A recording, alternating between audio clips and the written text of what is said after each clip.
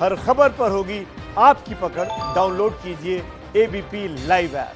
कानपुर में 8 पुलिस कर्मियों की शहादत को 2 दिन बीत चुके हैं, लेकिन अभी तक विकास दुबे पुलिस की गिरफ्त से बाहर है। यूपी पुलिस चप्पे चप्पे पर उसकी तलाश में जुटी है। पुलिस ने विकास दुबे की एक फाइल बरामद की जिसमें उसके सारे काले कारनामे कैद हैं। तो आप देखिए हमारी यह खास रिपोर्ट।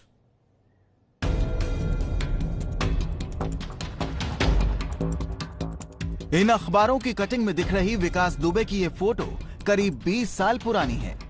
यूपी में अपराध की काली दुनिया में विकास दुबे का इतिहास बहुत पुराना है। विकास दुबे के घर पर कार्रवाई के दौरान पुलिस के हाथ ये फाइल लगी है, जो हम आपको एबीपी न्यूज पर एक्सक्लूसिव दिखा रहे हैं। आप देख सकते हैं ये सारी कटिंग विकास दुबे के घर से मिली है। ये घटना शनिवार 13 अक्टूबर 2001 की है और आप देख सकते हैं पहले पन्ने की लीड न्यूज है संतोष शुक्ला के थाने के अंदर गोली मारकर हत्या। यहाँ आप देख सकते हैं कि संतोष शुक्ला थाने के अंदर उनका शव पड़ा हुआ है। शिवली थाने का ये मामला है। ये पूरा ब्यौरा है और ये विकास ने सहेज कर रखा था। उसके बाद देखिए कटिंग ये रखी हुई है जिसमें संतोष शुक्ला हत्याकांड में कोई हाथ नहीं, प्रशासन के भय से फरार हुआ। ये विकास दुबे ने जो अपना बयान दिया था वो भी अखबारों में छपा है। और ये देखिए विकास दुबे की तस्वीर उस वक्त की जो आज से लगभग 20 साल पुरानी है। दहशत में डूबा शिवली थाना निहत्था भी। ये एक और खबर है जो शिवली थाने के भीतर किस तरीके से कत्ल हुआ था। और उसके बाद आप देखेंगे तमाम एक के बाद एक तमाम सारी खबरें हैं विकास दुबे से जुड़ी हुई। ये देखिए एक और कटिंग में दिखाऊंगा जिसमें विकास दुबे की फोटो है। अपने वकीलों के साथ जब कचहरी में पेशी पर जाता था, बिकरू गांव में एक वक्त था जब ये सन्नाटा पसरा हुआ था। और आज भी जब विकास दुबे ने यहाँ 8 पुलिसकर्मियों की हत्या की है तब भी कुछ ऐसा ही सन्नाटा पसरा हुआ। तो ये ढेर है, मैं आपको दिखाऊंगा किस तरीके से ये तमाम सारे अखबारों की कटिंग है जो विकास सहेज कर रखता था। इन पुराने अखबारों की कटिंग में विकास के काले कारनामों का पूरा चिट्ठा है। हत्याकांड से लेकर जबरन वसूली तक ऐसे कई केस विकास दुबे के नाम थे। इतना ही नहीं, विकास दुबे पर 60 में से करीब 50 केस तो हत्या की कोशिश के थे। और इन कटिंग से साफ पता चलता है कि वो अपराध की दुनिया में अपना नाम बनाना चाहता था। पुलिस सूत्रों की माने तो कानपुर में पुलिस हत्याकांड करने से पहले उसने पुलिस विभाग को एक धमकी भी दी थी। पूरी तैयारी के साथ विकास दुबे ने ठीक इसी जगह पर पुलिस टीम पर हमला किया था जहां पर मैं अभी खड़ा हुआ हूं। और ये रास्ता जहां से आप देख रहे हैं इधर से पुलिस टीम आई थी जिसका रास्ता यहां जेसीबी लगा करके रोका गया था। लेकिन पुलिस के लोग नहीं समझ पाए कि तैयारियां कुछ एम्बुश स्टाइल में है। ये बाईं ओर का जो आप मकान देख रहे हैं ये प्रेम प्रकाश पांडे का मकान है। ये विकास दुबे के रिश्तेदार हैं और उनकी जेसीबी चलवाते थे। इसी मकान से सबसे ज्यादा फायरिंग की गई और जिसमें 8 पुलिस के लोग शहीद हो गए। सामने की ओर विकास दुबे का मकान है जहां पुलिस टीम पर सीधे सीधे फायर किए गए। इसके अलावा दाईं ओर का ये मकान भी विकास के रिश्तेदार का है। मतलब आप समझ लें 3 ओर से पुलिस टीम पर फायरिंग की गई, किसी को संभलने का मौका नहीं मिला। यानी विकास दुबे ने पुलिस पर हमले की पूरी साजिश की थी और इसीलिए सड़क पर अपनी जेसीबी से रास्ता रोक दिया था जिससे पुलिस आगे न बढ़ पाए और उन्हें वहीं खत्म कर दिया जाए। और इसी खबर से जुड़ी बड़ी जानकारी आपको दे दें। 60 घंटे बाद भी कानपुर में 8 पुलिस वालों के हत्यारे विकास दुबे का सुराग नहीं मिला है। विकास दुबे को लेकर नए नए खुलासे हो रहे हैं। विकास दुबे ने कानपुर में लल्लन वाजपेयी के भाई पर जानलेवा हमला करवाया था। लल्लन वाजपेयी लगातार विकास दुबे के खिलाफ आवाज उठाते रहे। उन्होंने कई बार पुलिस को विकास के काले कारनामों के बारे में जानकारी दी, लेकिन पुलिस ने उन पर ध्यान नहीं दिया। किस तरह भोला भाला दिखने वाला एक होनहार छात्र अपराध की दुनिया में बादशाहत काम करता है और कैसे एक दुर्दांत अपराधी बन जाता है, इसको करीने से समझते हैं शिवली के रहने वाले लल्लन वाजपेयी जो लंबे समय तक यहाँ चेयरमैन भी रहे हैं। लल्लन जी, आप विकास दुबे को कब से जानते हैं?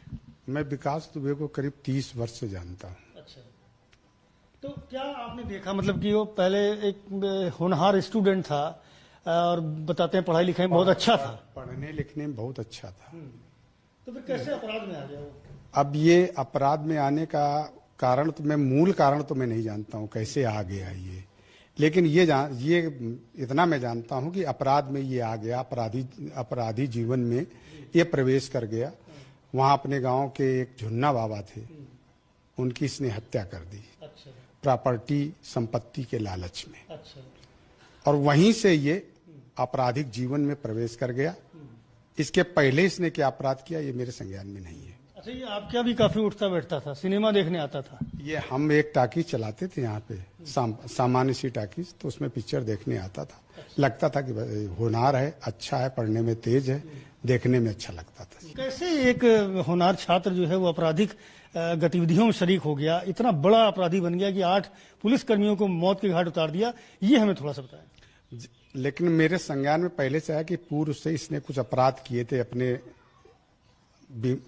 बहुत स्वजनों के भी साथ मिल करके इसने पूर्व में भी अपराध किए, बहुत कम आयु में। तो इसके मन में, इसके डीएनए में अपराध प्रवेश कर गया वहीं से। और इसने जब झुन्ना बाबा की हत्या कर दी, उसके बाद तो थोड़ा सा और चर्चा में आ गया। झुन्ना बाबा के बाद जब संतोष शुक्ला की इसने हत्या कर दी, तब ये तो बिल्कुल अपराध जगत में डॉन बन गया। सारे लोग इससे डरने लगे और इसके बाद इसके मन में राजनीति घुसी कि मैं राजनीति, पॉलिटिक्स करूं। पॉलिटिक्स में ये मेरे पीछे पड़ गया। किसने इसको सपना दिखाया? अपराधी था, राजनीति में आने की बात इसको किसने समझाई? राजनीति में एक हमारे यहाँ के विधायक रहे हैं, माननीय हरिकिशन जी श्रीवास्तव, पॉलिटिक्स में की तरफ इसको अग्रसर करने का सारा श्रेय उनका जाता है। और देखिए, विकास दुबे पहली बार हत्या के वारदात में शामिल नहीं है।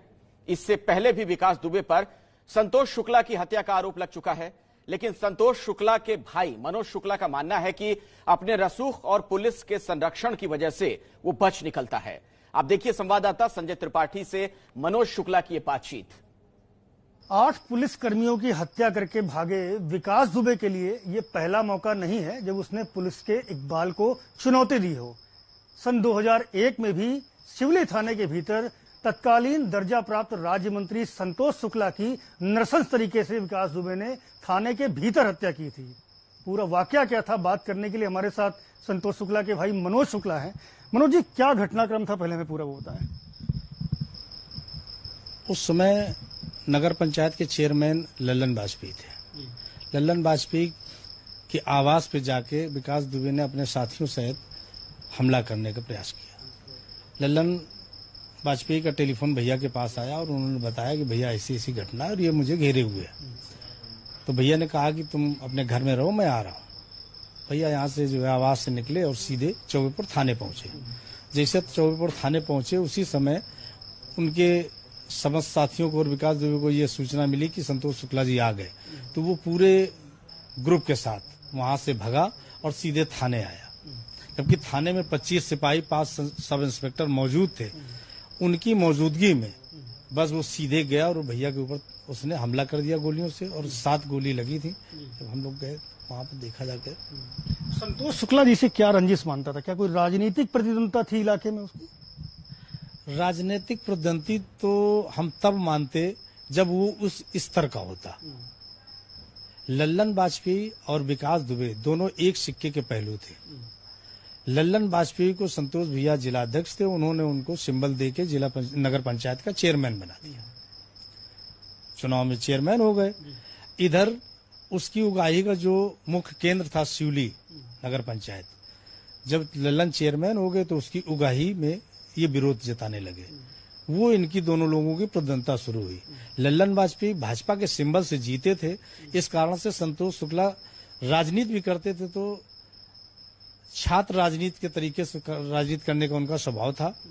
उसी के अनुसार उन्होंने लल्लन से कहा कि तुम रुको, मैं आ रहा हूं।